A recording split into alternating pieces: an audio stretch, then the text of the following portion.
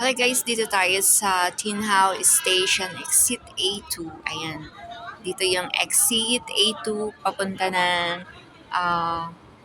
anong tawag dun guys? Skating ring sa Victoria Park. So ayan. So, eto ang Island Line Service Hours. Ayan. So, dito lang kami guys pag naglalaro kami ng skating ring. After namin maglaro, dito lang kami kumakain. Ayan, may mga restaurant dyan.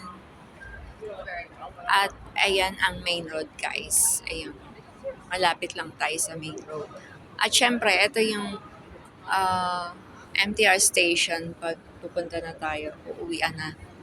Pwedeng MTR or pwede rin naman ng bus. So, ayan. Guys, galing tayo dun sa Victoria Park, dun sa skating ring. Yun lang guys. Thank you for watching.